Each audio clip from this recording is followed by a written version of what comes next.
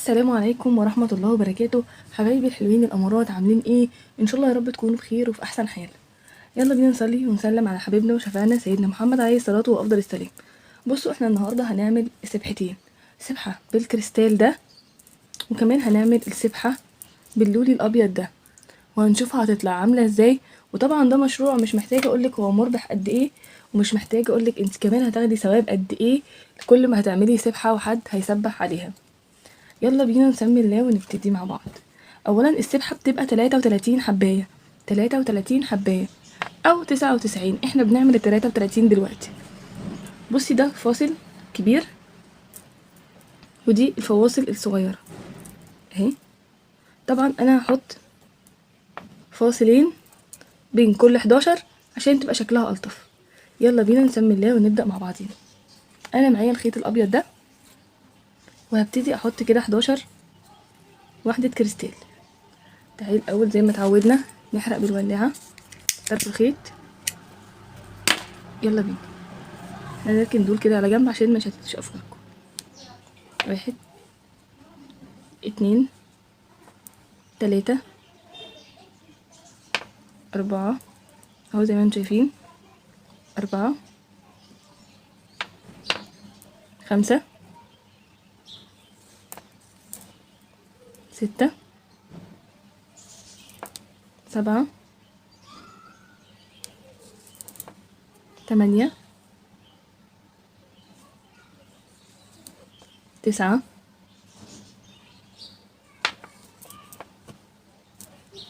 10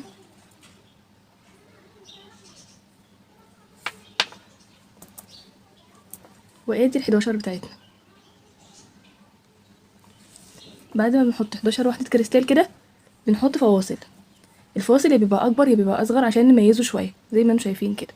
انا جايبه الفواصل دي، الفاصل من ده بيبقى بنص جنيه.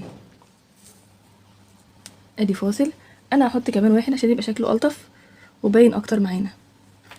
ادي 2، احنا حطينا كده اهو 2 من الفواصل. تمام، هرجع احط كمان 11 واحده من دي، واحنا ماشيين خطوه خطوه مع بعض. انا عارفه انتوا ممكن تزهقوا شويه بس خطوه خطوه هتتعلموا احسن بكتير. 1 ادي 2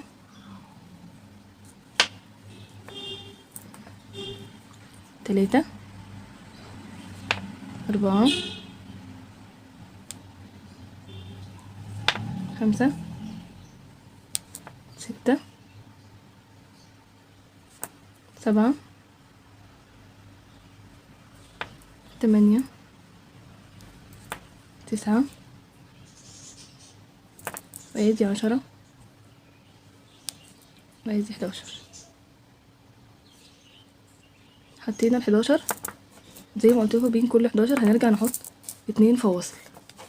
هرجع احط هنا 2 فاصل تاني، ادي واحده وادي الفاصل التاني.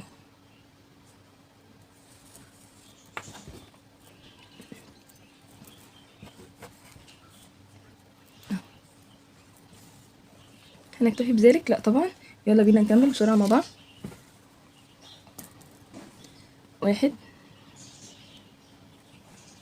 2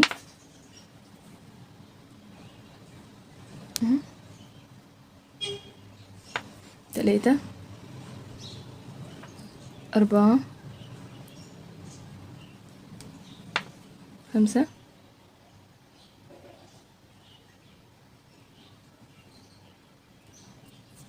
6 7 8 9 10 11.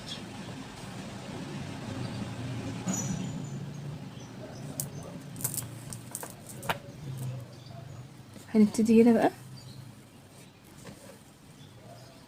نقص الخيط بتاعنا ونثبت شكل السبحة. يلا بينا. هنسيب بعديها حته كده صغيره في الخيط، مش صغيره قوي يعني بصراحه، انا هسيب هنا 10 وهنا 10 عشان اقدر اشتغل براحتي. فهبتدي ان انا اجي هنا واجمع الاتنين دول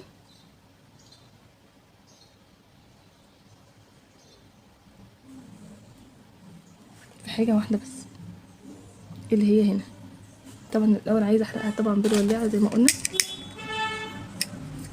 ان الموضوع بيبقى بالولاعة اسهل بكتير.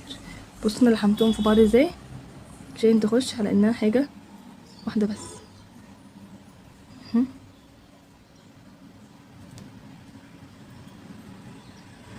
شكل الموضوع هيبقى صعب قوي انها تعدي من هنا ومن هنا، بس طبعا لو ما عدتش بجد هيبقى الموضوع مش لطيف اكتر، لان انا هتضايق، لان انا كنت حابه قوي بصراحه الموضوع ده، ولان انا كمان كان في دماغي فكره حلوه جدا جدا كنت عايزه اعملها لكم بصراحه، اللي هو كنت عايزه اعمل لكم السبحه ان انتوا تعلقوها في اي حاجه او تاخدوها معاكم اي مكان. انا ممكن احاول ان انا ادخلها لكم بالطريقه دي. موضوع ان السبحه تروح معانا اي مكان ده برضو ثواب اكبر بكتير، ومش شرط ان انت تبقي معلقاها كده في ايديكي طول الوقت، انت ممكن تعلقاها في ميداليه، تعلقاها في اي حاجه. وانا بصراحه كان نفسي اعمل لكم الموضوع ده جدا، هيبقى لطيف، وكمان كل ما هتعمليه تكسبي ثواب اكبر بكتير، سواء تعمليه لمامتك، لاختك، هتاخديه مشروع ليكي، هتعمليه لحماتك اللي هي برضو مامتنا التانية، هتحسي ان الموضوع الطف بكتير.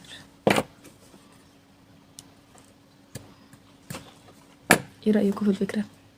طبعا اللي عايز يسالني ايه ده، هقولك يا ست بني، ده الواير العادي بتاعنا اللي احنا بنشتريه من عند الراجل، بيبقى بالطريقه دي كده، تمام. وانا بشتغل بيه في كل الحاجات، بدل الابره بتاعه الخياطه وبدل الابره بتاعه اللضم وكل الكلام ده، لان بيبقى اغلب الوقت الابر دي مش موجوده، او بغض النظر انها ما بتبقاش موجوده، ما بتستحملش، وكمان بتاخد مننا فلوس كتير قوي. لا ده ب10 جنيه وممكن يقعد معاكي كتير قوي.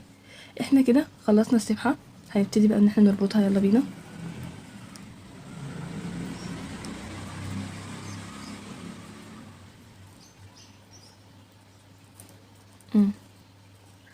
طبعا في ناس هتقولي احنا حابين نعرف انتي ازاي هتعملي العقده بتاعه السبحه. عشان انا نسيت ان في ناس ممكن متبقاش عارفه تعملها، فانا بعمل كده، بفتح صباعين دول كده، بلف لفه هنا والتانية، باجي هنا احاول اطلع صباعيني والف ده كده. ليه؟ هقولك ليه. عشان الربطه تيجي معاكي هنا، ما تبقاش واحده بس. هوريكي تطلع ازاي الاول، وبعد كده هشرح لك كل حاجه. طبعا هما عشان خيطين في بعض فالموضوع بيبقى اصعب بكتير قوي، بس هما فعلا عشان خيطين في بعض احنا ممكن ما نعملش دي دلوقتي عشان ما شتتش برضو افكاركم قوي. بصي السبحه مبدئيا انت بتسيبي فيها كده فراغ، ان انت تسبحي كده، بتسيبي فراغ للي هيسبح، يعني حوالي نفس العقده كده اللي فوق، تمام. شايفين انا سايبه مكان ازاي؟ يلا بينا نربطها، لان زي ما قلت لكم مش كل الناس هتعرف تعمل العقده دي، وبرضو احنا مش عايزين نشتت الناس قوي. وعملنا اول عقده، احنا ممكن نعمل فوقيها كمان واحده عادي جدا. لكل الناس اللي لسه بتبتدي، ابتدي كده، كلنا بنبتدي بالراحه، وبعد كده اعملي اللي انت عايزاه، وهتلاقي نفسك بتشكلي مع نفسك حلو قوي. انتوا شايفين الجمال؟ انا حبيتها قوي بالطريقه دي، ولكن انا كنت حابه اضيف لها طبعا ده جدا، كان شكلها عاجبني. ايه رايكم؟ هتبقى حلوه ولا هتبقى اوفر بقى؟ انا كنت بقول ان احنا ممكن نحط دي كده، وكمان ممكن نرجع نحط كريستاله من الناحيه التانيه. تعالوا نشوف ونجرب هيطلع الشكل النهائي معانا حلو ولا مش حلو. اهو احنا كنا ممكن نحط الشاهد ده كده، وكمان نرجع نحط الكوره بتاعتنا دي، ولو دي صغيره وعندنا حاجه اكبر ممكن نحط كمان دي. شايفين؟ احنا ممكن نحط كده طريقه ليها، ولكن انا كنت بقول ان احنا محتاجين انها تبقى معانا في اي مكان، وان احنا ممكن حابين نروحه، فاحنا كنا ممكن نحط لها حلقه زي دي، والسبحه تبقى مرافقانا في كل مكان بنروح فيه، سواء حلقه من دي او حلقه من دي، برضه اللي يريحك واللي يعجبك. انت هتبقي ادرى مني كتير انت عاوزه سبحتك تمشي معاكي ازاي. احنا هنبتدي نقص هنا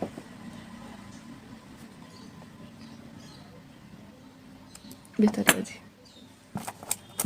السبحه بتاعتي اهي معايا، مش هكتفي بس بكده، لا انا هاجي هنا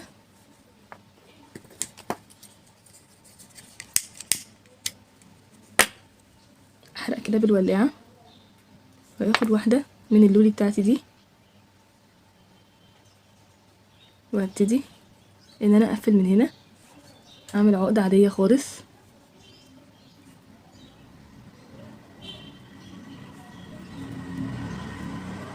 وهعمل فوقيها كمان واحده. انا بحاول ابسط لكم الامور على قد ما نقدر، بحيث ان انت لو عايزه تبتدي مشروعك ما تلاقيش الموضوع صعب عليكي، بل بالعكس الموضوع سهل جدا. بعد كده طبعا هقولك العقد والتركات الكبيره قوي لو انت حابه، وان انت فعلا تاخديه مشروع ليكي. في ناس اللي مكلماني انها عايزه تبدا مشروع قبل رمضان وتبتديه من دلوقتي. انا بقولك ده مشروع حلو جدا، تقدري تبتديه في اي وقت. بصي كده جمال. طبعا دي على حسب انت عايزه تطوريها ولا على حسب انت عايزه تقصريها، دي حاجه ترجع لك انت. شكل السبحه اهو. هنحط كمان واحده لولي الناحيه التانية، واحده كريستال انا اسفه الناحيه التانية. وبرده في شراشيب بتتباع جاهزه، لكن انا بصراحه بعملها برده في البيت.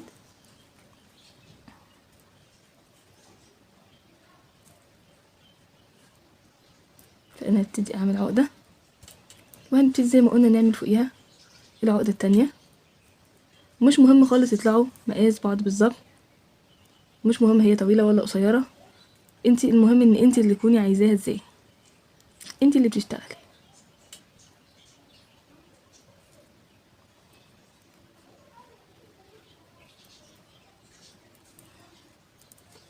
احنا بكده عملنا السبحه بتاعتنا. نبتدي نقص ونحرق بالولاعه.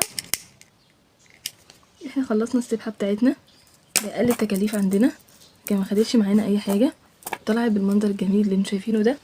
ايه رايكم؟ سيبولي في الكومنتات، هستناكم تقولولي طلعت حلوه ولا لا. الناس الجميله اللي دايما متابعيني وبتشوفني في كل جديد، قوليلي السبحه عجبتك ولا ما عجبتكيش، وقوليلي كده طريقه السبحه سهله ولا صعبه عليكي. يلا بينا نعمل السبحه التانية بتاعتنا، بس هناخد فيديو تاني بحيث ان الناس ما تزهقش وما تملش مننا. طبعا السبحه الكريستال دي حلوه جدا، ولو احنا حابين زي ما قلنا نعمل علاقه للسبحه، طبعا هقول لكم كل التريكات دي في فيديو تاني، او لما نعمل خصوصا الكريستال دي، لان دي هنقدمها هديه لحد، فهنقول لكم بالظبط كمان دي هتطلع عامله ازاي. وبصوا هنحط فيها الازرق ده، وهي اصلا ابيض، فهتبقى ان شاء الله حلوه جدا، وان شاء الله هتعجبكم. وهي هجيلكم بافكار دايما كلها جديده. قولولي كانت السبحه معاكم حلوه ولا لا، عجبتكم التركات اللي احنا عملناها والبساطه اللي احنا كنا فيها كانت عاجباكم ولا كان الامر صعب عليكم؟ ان شاء الله ما يكونش حاجه صعبه، ان شاء الله مع بعض في كل جديد. هستناكم فيديو جديد